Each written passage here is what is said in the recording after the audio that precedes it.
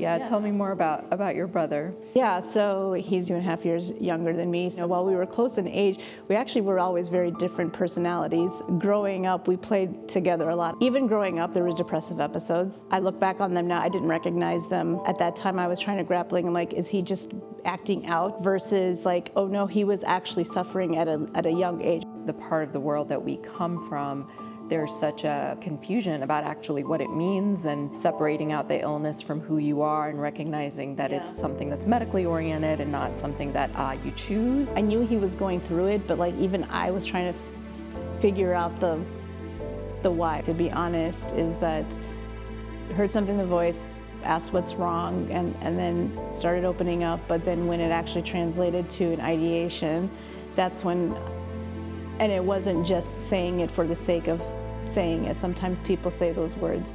I knew that to be true as an active thought. And that's when I had to take a next step. And by ideation, you mean suicidal ideation? I meant suicidal ideation was happening at that point. As panicked as I was, that was the moment where I'm just like, okay, but like, you need to do something and you need to get him help. After that conversation, it got considerably better because we were on a level where we had mutual understanding. In order to better my mental health, I needed to be upfront about who I was.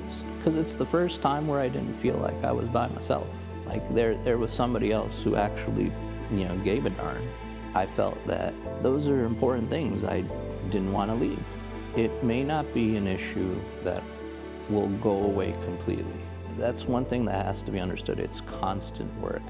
You have to understand the perspective from the person who attempts suicide is that it will always be an option on the table once they try once.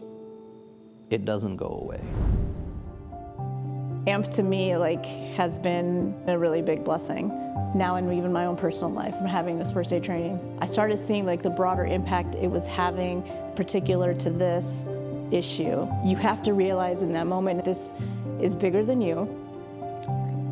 You just need to get through this moment and to help them and to talk them down, understand that they are important.